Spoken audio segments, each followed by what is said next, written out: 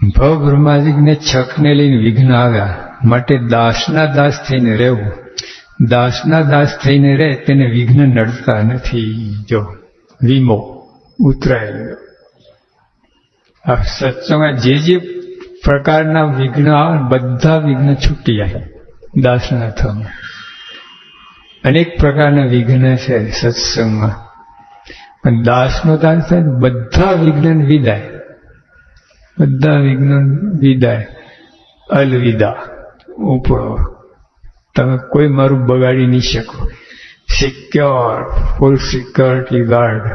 દાસનો દાસ થઈ ગયો. કોઈ મારો વાર વાંકો નહીં કરી શકે. પૂરે ઉદ્ધવ પ્રહલાદ થઈ ગયા. તેની રીતિ જોઈ. તે ભક્તોમાં શિરોમણી હતા. આ ધ્રુવ પ્રહલાદ ભક્તોની અંદર પણ શિરોમણી હતા. તો પણ તેમણે દાસના દાસ અને તેના પણ દાસ થવા વર માંગ્યા છે. તો આપણે કેટલું વર માંગવું પડે. આ તો દાસના દાસ હતા જ ધ્રુવ પ્રહલાદ. તો એમને શું માગ્યું?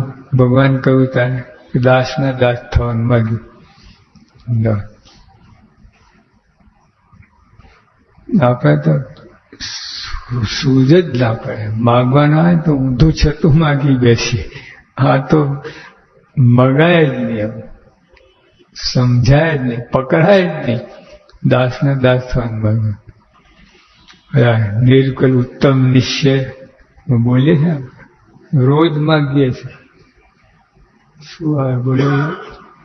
નિર્કલ ઉત્તમ હતી નિશ્ચય ઘનશ્યામ.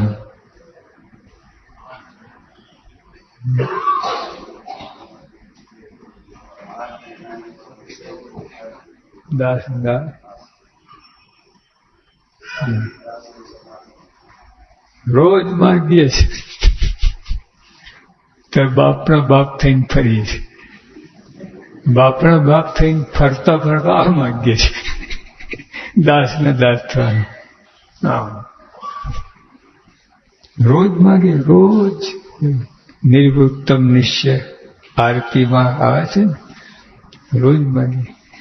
એકાંતિ તો દાસ કો દિય સમાગમ મોય. આ બધું માગીએ પણ છતાં વિચાર શું માગીએ ખબર નથી પડતી. નાના બાળકને શીખવાડે ને, કહે તો સ્વામી રાજી થાય તો સ્વામી કે માગ, તો તું આ માગજે, હા કરોડ રૂપિયા માગજે. આપણે સમજ નથી પડી બધાને શું શીખવાડે. એટલે ધ્રુવ પ્રહલાદ તે ભક્તોમાં શિરોમણી હતા. તો પણ તેમણે દાસના દાસ, એટલે એ તો દાસના દાસ હતા. એટલે બીજે પગથિયે હતા. શું માગ્યું? ચોથો પગથિયા પર જવાનું માગ્યું. દાસના દાસ, બરાબર. ભગવાનના દાસ, એના દાસ. બીજે પગથિયે થાય કે નહીં? તો શું માગ્યું? ત્રીજો ચોથો પગથિયે મને ઉભો રાખો એમ માગ્યું. આપણે બીજે પહેલો પગથિયે ઉપર જવું, આમ માગીએ. નીચે જવાનું માગ્યું. એમાં જ સલામતી છે. હા, જેટલા તમે દાસના થાય ને ભગવાનની પાસે તમે રહો. હા, દાસના તમને માન, ઈર્ષા, આ બધું કચરો એમાં ભરાઈ રહ્યા છે. આપણે છેટે લઈ ગયા છે, ભગવાનથી છેટે પાડે છે. માન, ઈર્ષા આ બધું છે ને ભગવાન છેટે. સત્તાનો ઉપયોગ તો બહુ ખરાબ છે. તમને ભગવાનથી બહુ છેટે લઈ જાય. તમને સત્તા ઉપયોગ કરે ને, સત્તાનો, બુદ્ધિનો, આવડતનો, એ બધાનો ઉપયોગ છે ને ભગવાનથી છેટે પાડે, દૂર લઈ જાય તમને. હા, સત્તા તો બિલકુલ નહીં, બિલકુલ ઉપયોગ નથી. આ લોકમાં જો ને કે the best use of power is non-use. સત્તાનો સારામાં સારો ઉપયોગ શું? અને વાપરવું જ નહીં, એ સારામાં સારો ઉપયોગ લો. આવું કે છે. સત્તારે આમાં બધા ગડબડ થાય છે. ભગવાનથી છેટે પડે. તમારું અપમાન થાય, સહન કર, એ ભગવાન પાસે લઈ જાય તમને. બોલો, તમારું અપમાન થાય ને ત્યાં સહન કરો ને ભગવાન પાસે પહોંચાડે તમને. એટલે જે કંઈ આ સત્સંગમાં તમને દુઃખ પડે છે, અપમાન થાય છે, કોઈ પૂછતું નથી, ત્યાં કોઈ કદર નથી, એ બધું ભગવાનની પાસે લઈ જશે તમને. અને આપણી કદર થઈ અને આપણે હાર તોરા મળ્યા, ભગવાન છેટે ખબર દેખાતું નથી આપણને, છેટે લઈ જાય છે. હા, એવું છે. એટલે સત્સંગની અંદર કાંઈ ખોટું થતું જ નથી. પેલા હા, ન્યાય અન્યાય કાંઈ છે જ નહીં વસ્તુ. ન્યાયને જે વસ્તુ જ નથી. ઘડતર છે, ચડતર છે, ન્યાય અન્યાય. આપણે એને ઊંધું લઈએ છીએ. સત્સંગ ન્યાય અન્યાય માગીએ છીએ. પ્રેમાનંદ સ્વામી બોલ્યા, ના જોવું ન્યાય અન્યાય.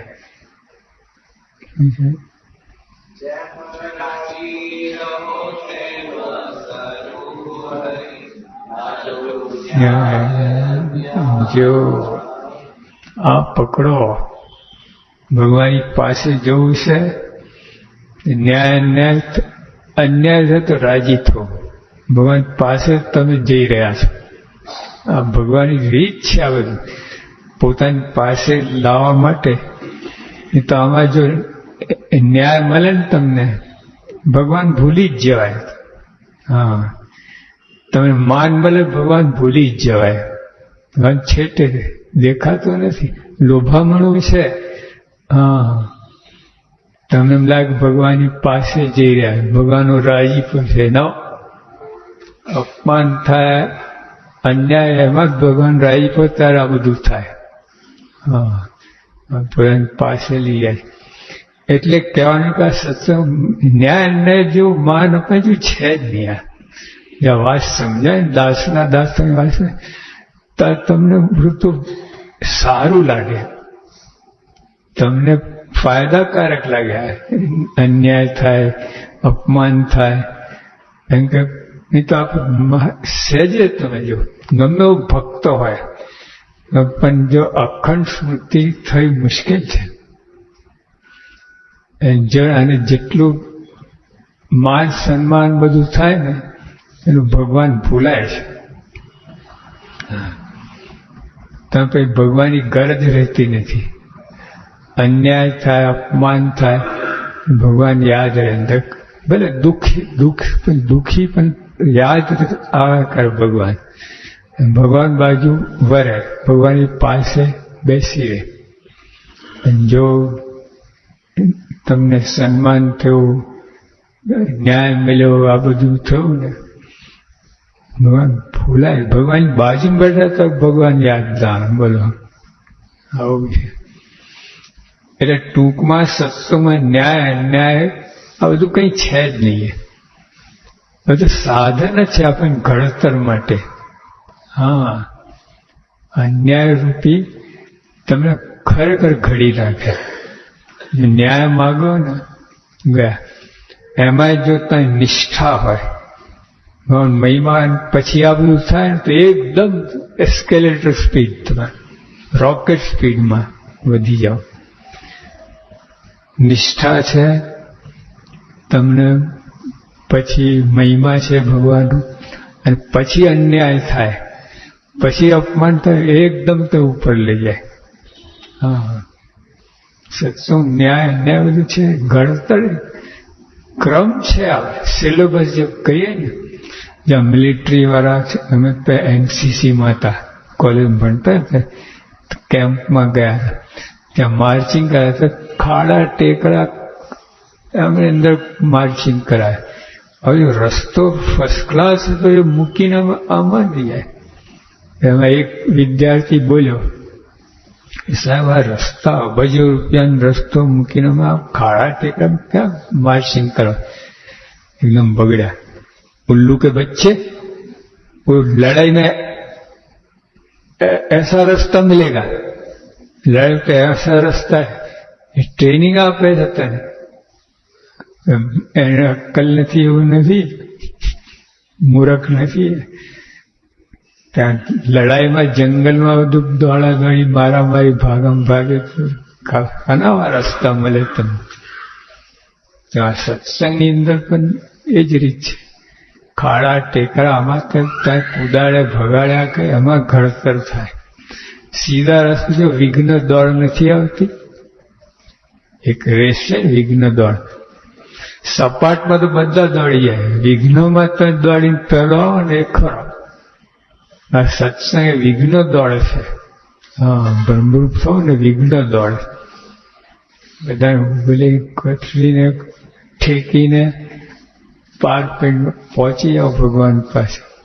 હા, એમને પહોંચાયું નથી. ત્યાં અંદર સૌથી સારામાં સારું વાહન દાસનું દાસ. અડધા વિઘ્ન ગમે વિઘ્ન નડે જ નહીં. તમે ઉલ્લંઘનની વાત જ ક્યાં છે, નડે જ નહીં. હા, એટલે સત્સંગ ભગવાન મળ્યા આનંદમાં રહેવું. યોગીઓ પર કહે છે આવશે પોતાના બ્રહ્મપણા ક્ષણ માત્ર વિસરવું નહીં, અલમસ્ત આનંદમાં રહેવું. દગા પ્રપંચ ઈર્ષા માન ના રહે એ બુદ્ધિ આપજો. જવું આ છે સાચો સત્સંગ. આ છે. આપણે હજુ બહારનું પેકિંગમાં જ ફસાયા છીએ, એમાં જ રાજ્ય છે, એમાં જ કઈ પેલું પેકિંગ જરા તૂટ્યું, પેલું જરાક છોતરો નીકળી ગયો, એ બધા પ્રિન્ટિંગ જરા ઘસાઈ એને રોદડાને રહીએ છીએ. એટલે અંદર ખોલ, અંદર આઈસ્ક્રીમ પેકિંગમાં જ હલવાઈ ગયો છે. પેકિંગમાં ન્યાય કરે છે. મને આ બરાબર પેકિંગ નથી બરાબર, જો ખૂણો તૂટલો છે, આમ છે તેમ છે. અને ઘણી આ સેરામિક્સ પેલા આવે છે, આ ટબ ને બધા થોડાક તૂટ્યા, તમે અડધા ભાવ આપે.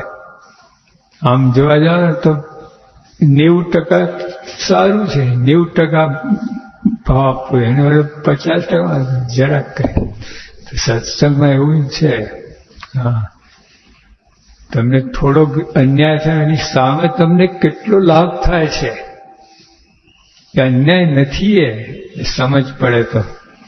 અપમાન નથી, એ ઘડતર ક્રમ છે. જ્યાં મુક્કાભાઈ બોક્સર લોકો હોય છે ને, તો એ લોકો પેલા પ્રેક્ટિસ કરતા, કોથળી રેતીની કોથળી સાથે પ્રેક્ટિસ કરે, મારા કરે. પણ પછી પોતે એના જેવો હરીફ હોય ને એનો માર ખાય પોતે. હા, ઘણી વાર તો ખાલી પ્રેક્ટિસમાં નાક લોહી નીકળે એવું બધું થતું. અને તો ગભરાતા નથી. એમ નથી કે આવી પ્રેક્ટિસ હોતી હશે વિચાર ના આવે. એમ કે લડવા જાય છે ને તો ઓલો સામેવાળો માર ખાવા આવશે, એ માર નહીં મારે. તમને ખાલી માર ખાતા મારતા આવડ્યો એટલું પૂરું નથી, માર ખાતા આવડવું જોઈએ. ખાલી મારતા રિંગ મારો એક મુક્કમ તમને જ બહાર ફેંકી દે.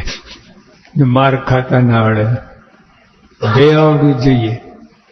સત્સંગની અંદર આવતું પ્રેક્ટિસ છે. આવતી માન અપમાન જેવું કે છે જ નહીં. બધું ક્રમ જ છે, ઘડતર થઈ રહ્યો છે. આપણે જેટલું અપમાન થાય એટલું વધારે ઘડતર, જેટલું એક શબ્દ એમાં આવરું પડે. નિષ્ઠા ના હોય, ભગવાન નિષ્ઠા ભગવાન મનુભાવ તો બધું અવરું પડે. હા, મરી જાય. તો પહેલા ભગવાન મનુભાવ ના લાવો, પછી માન અપમાન જે કંઈ થતું હોય ને બધું તમે ઘડતર કરે. માન પણ ઘડતર કરે. એવું નથી કે માન નુકસાન, તમે કઈ રીતે લો છો એના ઉપર આધાર છે. હા, માનની અંદર તો તમે વિચાર કરો કે મારી કોઈ લાયકાત નથી છતાં માન મળે છે. લાયકાતથી ઘણું બધું મને મળે છે. જો ઘણોતર થયું કે નહીં? મહિમા છે કે ભગવાન કેવા ભગવાન મળ્યા છે. મારી શું ગુંજાશ, છતાં મને હાર તોરણ બધું મળે છે. તો ભગવાનની લાયકાત કેટલી, એમને આપણે કેટલું સન્માન કર્યું. અંગ્રેજીમાં એક કહેવત છે, રાજુ તમે સ્પીડોમીટર હોય છે ને કારમાં, અહીંયા તો બહુ જોયું નથી, દેશમાં અમે ગાડીમાં પહેલા 20 કિલોમીટર ગ્રીન પટ્ટો હોય, પછી 20 થી 40 યલો, 40 ઉપર લાલ. લાલમાં ના જવું એમ કે, લીલામાં એકદમ સલામત. દાસનો દાસ લીલો પટ્ટો, બાપનો બાપ લાલ પટ્ટો. જોખમ તો એટલે અને પીળો પટ્ટો બેની મધ્યમ છે. હજી દાસનો દાસ ને બાપનો બાપ બેની વચ્ચે ઘડીક મામે ગઈ કામે કરી આવે થઈ જાય. મનમાં આવી જાય કે હોવ તો હોવ લો. કોઈ તમને કે તો એકાંતિક છો, મને ખબર તું વાત સાચી કહે, પછી એકાંતિક પણ માનવા લાગે છે. ભિખારીઓ તો પેલા ટાટા બિરલા માનવા લાગે, ઓલા કે એટલી જ વાત. પીળો પટ્ટો એમાં બધું એક રાખવું પડે. પછી લાલમાં તો એન્ટ્રી થઈ જ ન જઈએ આપણી.